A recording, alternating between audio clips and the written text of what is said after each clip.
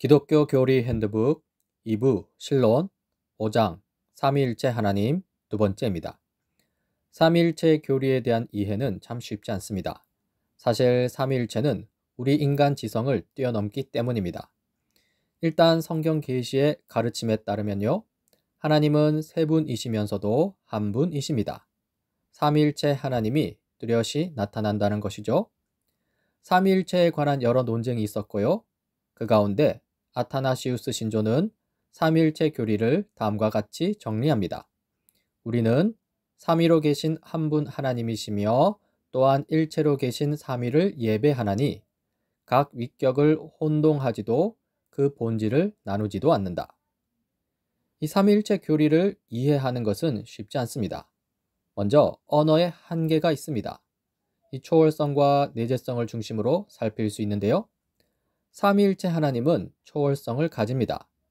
실로 하나님의 삼위일체적 삶은요, 우리의 경험을 완전히 초월합니다. 우리의 지성을 뛰어넘는 것이죠. 하지만 삼위일체 하나님의 진리는 분명 우리에게 드러났습니다. 우리에게 성경을 통해 계시되었다는 점에서 이 내재성을 가지고 있죠. 실로 우리가 삼위일체의 신비에 대해 말할 수 있는 것은요, 하나님이 직접 성경을 통해서 우리에게 말씀해 주셨기 때문입니다. 이렇게 삼위일체 교리는요, 초월성과 내재성을 동시에 가지는 데서 오는 긴장을 가집니다. 먼저 위격이라는 용어를 살펴보자면요, 여기에 초월성 문제가 있습니다. 삼위일체에서 그 세계는 무엇이냐는 질문이 제기될 때 인간의 언어로는 이 심각한 어휘 부족으로 곤란에 빠지게 되는 것이죠. 이 삼위라는 개념이 인간의 경험과 이해를 초월한다는 것입니다. 하지만 성경을 통해 우리 인식 수준에서 내재성 또한 갖추게 되는데요. 우리가 그 질문에 대해 성경 계시에 근거하여 답할 수 있기 때문입니다. 실로 우리는 그 세계는 위격이다 라고 답을 하지요. 이런 면에서 위격이라는 용어의 사용은 불가피합니다. 하지만 여전히 긴장 상태가 있습니다. 위격이라는 용어가 적절해서가 아니라 대답하지 않은 채 내버려 둘 수는 없기 때문이라는 그런 용어의 한계에서 오는 긴장 상태입니다. 한편 이 3이라는 숫자 또한 마찬가지입니다. 숫자 3으로는요, 삼위일체에서 두 위격이나 세 위격이 한 위격보다 결코 더 크지 않다는 진리를 표현할 수 없습니다. 이 3이라는 숫자 자체의 의미는 1이나 2보다 더 크다는 것을 의미하기 때문입니다. 즉, 여기에도 긴장이 있습니다. 3이라는 숫자 용어가 적절해서가 아니라 대답하지 않은 채 내버려 둘 수 없기 때문에 어쩔 수 없이 삼위일체 하면서 3이라는 숫자 용어를 사용한다는 것이죠. 용어의 한계를 안고 갈 수밖에 없는 긴장 상태가 있다는 것입니다. 이 하나님이라는 단어의 용법도 살펴봅시다. 이 하나님이라는 단어는 보통 두 가지 사용례를 가집니다. 이 성부로서 하나님이 있고요. 삼위 전체를 일체로 묶는 신성으로서 하나님이 있습니다. 이 하나님을 성부로만 이해할 때 문제점이 생기는데요. 만일 하나님이 오직 성부만 가리킨다고 생각하면요, 이 성자와 성령은 필연적으로 성부에 종속되고 맙니다. 많은 교파들이 이런 중요한 차이를 놓치는데요. 그렇게 함으로써 성자와 성령의 온전한 신성에 관한 성경의 가르침을 받아들이는데 어려움을 겪는 것이죠. 결국 성자의 신성을 무시하여 예수 그리스도를 인간적 존재로만 보기도 하고요. 성령의 신성을 무시하고 성령을 선물이나 에너지와 같은 비인격적인 존재물로 보기도 합니다. 이때 삼위를 함께 묶는 신성으로서 하나님에 대한 이해가 필요합니다. 성부의 신성이 성자나 성령으로부터 성부를 따로 떼어놓는 것이 아니라는 점을 파악해야 합니다. 신성은요, 삼위 모두가 동일하게 소유하고 계시는 것입니다. 따라서 이 신성으로 인해 삼위이신 하나님이 일체를 이루실 수 있다는 것이죠. 다음으로 삼위에서 이 세계 무엇이냐는 질문입니다. 말 그대로 셋은 무엇인가 라는 질문인데요. 다시 말해서 하나님의 유일성을 손상시키지 않으면서 신성 안에 있는 이 셋을 어떻게 지칭할 것인가 하는 질문입니다.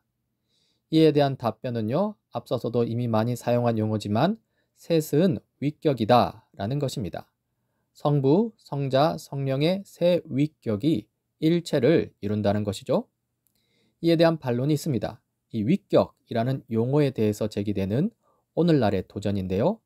현대 언어에서 이 인격, 위격은요, 이 독립적인 개체를 뜻하는 경향이 강합니다. 따라서 세 위격이 세 분의 독립된 하나님, 즉 삼신론을 가리키는 것으로 오해될 수 있다는 것이죠. 이에 대한 응수가 있습니다. 결국 대한 부족으로 인한 불가피성을 말할 수밖에 없다는 것입니다. 위격 말고는 일반적으로 합의된 태안이 없습니다. 따라서 위격이라는 용어의 한계에도 불구하고 여전히 위격이라는 이 고전적 용어를 사용할 수밖에 없다는 것이죠. 마지막으로 삼위일체에 대한 유비를 찾아서입니다. 이 삼위일체에 관한 이 심리적 유비가 있습니다. 아우구스티누스의 설명인데요. 그 설명 내용을 살펴보자면 인간 영혼의 세 가지 능력, 곧 기억, 이해, 의지가 구별되지만 동시에 하나의 영혼이라는 주체 안에 속해 있는 것처럼 이 성부, 성자, 성령의 삼위도 이 삼위 전체의 신성 가운데 일체를 이루신다는 것입니다. 얼핏 설명이 좀 되는 것 같은데요. 하지만 이러한 설명에는 약점이 있습니다.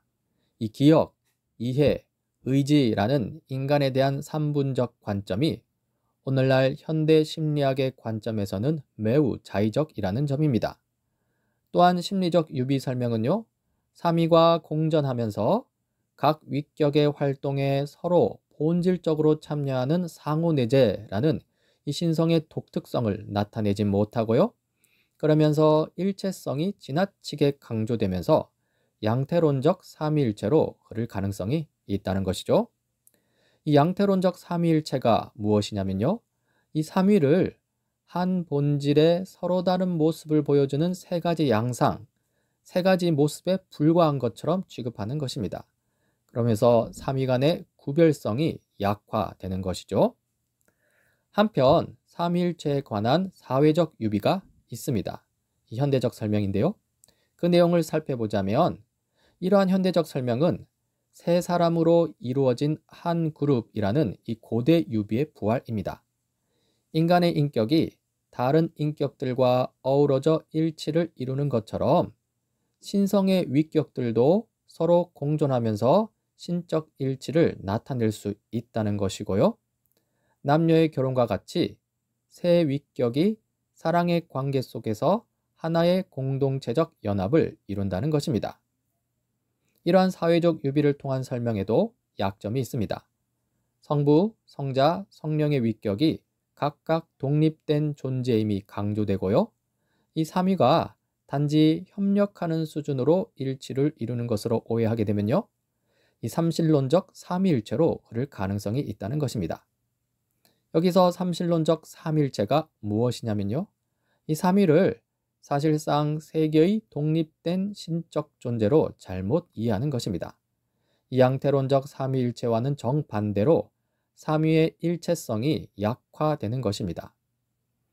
지금까지 삼위일체 교리에 대한 이해를 살펴보았는데요. 이 삼위일체에 관한 완전한 이해는 불가능하다는 것을 확인하게 되고요. 우리는 이 교리를 믿음으로 받아야 하는 것임을 확인하게 됩니다. 이렇게 이해가 어려운 삼위일체 교리를 우리가 믿음으로 받는 이유는요. 이 교리가 성경에 나타나는 진리이기도 하지만 또 이 교리가 중요하기 때문이기도 합니다. 실로 기독교의 중요한 주제들 중 거의 대부분이 삼위일체 교리에 의존하고 있습니다. 지금부터 이 몇 가지 주제를 살펴보고자 하는데요. 먼저 성자의 죄 용서와 삼위일체 교리입니다. 죄는요, 우리를 하나님과 분리하고 우리를 하나님의 진노 아래 들어가게 만드는 이 최악의 문제입니다. 그리고 이 죄와 관련된 두 당사자가 있습니다. 하나는 인간이죠. 범죄를 저지르는 나 자신, 우리 인간입니다. 다른 하나는 하나님입니다. 그 범죄 때문에 진노하시는 하나님이시죠. 인류 최악의 문제인 이 죄 문제 해결을 위한 전제 조건이 있습니다. 예수님이 하나님이셔야 한다는 점입니다. 만약 예수님이 하나님이 아니시라면요, 예수님은 나의 죄와 아무 관련이 없으십니다. 예수님이 나의 죄와 아무 관련이 없으시다면요, 예수님은 나의 죄를 해결하실 수 없습니다. 다시 말해서 예수님이 나의 죄를 해결하실 수 있으려면 예수님은 하나님이셔야 합니다. 여기서 예수님이 하나님이심을 뒷받침하는 교리가 바로 삼위일체 교리입니다. 즉, 예수님이 하나님이신 것은요, 삼위일체 교리에서 나옵니다. 제2위격이신 성자 예수님은 하나의 신성이신 일체 하나님이시라는 삼위일체 교리이죠. 이렇게 삼위일체 교리에 담겨 있는 바 예수님은 인간의 모습으로 우리에게 오신 하나님이십니다. 이렇게 하나님이신 예수님은요, 이제 죄와 관련된 당사자로서 이제 나의 죄를 용서할 권한을 가지십니다. 실제로 예수님은요, 인간으로서뿐만이 아니라 하나님으로서 십자가에 달리심으로써 우리 죄를 용서하셨습니다. 결론입니다. 삼위일체 교리가 있어야만 하나님이신 예수 그리스도를 통해 나의 죄 문제를 해결할 수 있습니다. 다음으로 성령의 구원하심과 삼위일체 교리입니다. 이 구원, 영생에 관한 성경의 진술이 있습니다. 먼저 요한복음 17장 3절입니다. 영생은 오직 한 분이신 참 하나님을 알고 또 아버지께서 보내신 예수 그리스도를 아는 것입니다. 이 말씀에 따르면요, 우리는 하나님, 성부와 성자를 알므로써 구원, 영생을 얻습니다. 다음으로 요한복음 15장 26절과 16장 13절입니다. 내가 아버지께로부터 너희에게 보낼 보혜사 곧 아버지께로부터 오시는 진리의 영이 오시면 그 영이 나를 위하여 증언하실 것이다. 그분 곧 진리의 영이 오시면 그가 너희를 모든 진리 가운데로 인도하실 것이다. 이 말씀에 따르면요, 하나님을 알기 위해서는 성령의 도우심이 필요합니다. 실로 그리스도인은 성령을 통해 하나님을 압니다. 그리스도인들은요, 중생케 하시는, 거듭나게 하시는 성령의 도우심이 자신 속에 있다고 주장합니다. 그리스도인들은요, 이 성령의 도우심을 통해 하나님을 알고 하나님의 임재를 경험하고 말씀의 권위에 설복당하고 하나님을 위해 살아갈 힘과 하나님을 섬길 은사를 받았다고 말합니다. 그런데요, 만약 그 성령님이 하나님이 아니시라면요, 이 성령에 의해 주어지는 이 지식은요, 허상에 불과합니다. 다시 말해서 만약 성령의 도우심이 우리 안에 일하시는 하나님 자신의 것이 아니라면 이 그리스도인들이 주장하는 성령의 도우심은요, 하나님과 무관한 망상에 지나지 않는다는 것입니다. 이 하나님이 아닌 다른 어떤 존재가 하나님에 대해서 제대로 알려줄 수 있겠냐는 것이죠. 하나님만이 하나님 자신을 제대로 알려주실 수 있다는 것이죠. 이렇게 구원과 영생을 위한 참된 참된 지식을 얻기 위해서는요, 성령님이 하나님이셔야 합니다.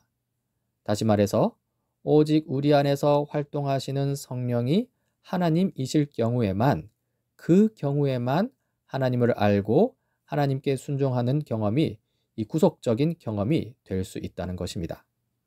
그리고요, 성령님이 하나님이시라는 것은요, 삼위일체 교리에 근거합니다.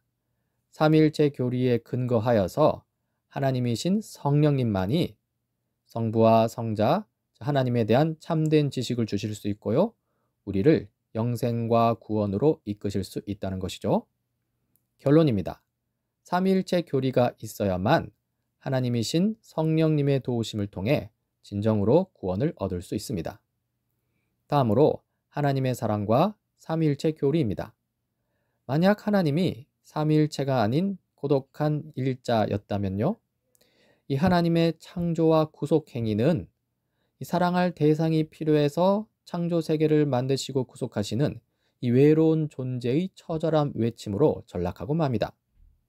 하지만 하나님이 삼위일체시라면요? 하나님은 삼위일체라는 삼위관의 온전한 사랑의 관계 속에서 이미 스스로 완전함을 누리고 계십니다. 즉, 하나님은 사랑의 관계를 위해서 다른 피조물을 창조하시거나 그 피조물을 구속하실 필요가 없습니다. 즉, 하나님의 창조와 구속 행위는요, 순전히 은혜의 행위고요, 자유롭고 영원한 사랑이신 하나님의 흘러넘치는 자기 표현이라는 것이죠. 결론입니다. 삼위일체 교리가 있어야만 하나님은 사랑이시다라는 주장이 진리가 될 수 있습니다. 마지막으로 예배와 삼위일체 교리입니다. 이 삼위일체 교리는 여러 난제를 가지는데요. 하지만 그런 난제보다 유익이 더 큽니다. 다시 말해서 삼위일체 교리에 관한 여러 난제에도 불구하고 그런 난제는요, 예배와 섬김을 받기에 합당한 위대하신 하나님을 알아가는 유익, 그런 유익에 비하면 아무것도 아니라는 것이죠. 삼위일체 하나님을 알아가는 것은요, 말할 수 없을 정도로 영광스럽고 아름답고 매혹적인 광경을 목도하는 일입니다. 이 위대한 경험을 인간 이해의 부족함에 따른 난제 때문에 포기한다는 것은 말이 안 된다는 것이죠. 참으로 삼위일체 하나님은 우리 예배의 대상이십니다. 서로 구별할 수 있는 위격과 기능을 지니면서도 완벽한 일치와 상호 조화, 영원한 사랑 가운데 계신 셋이면서 하나이신 성부, 성자, 성령 하나님만이 우리가 마땅히 드릴 찬양과 사랑과 예배의 대상이 되십니다.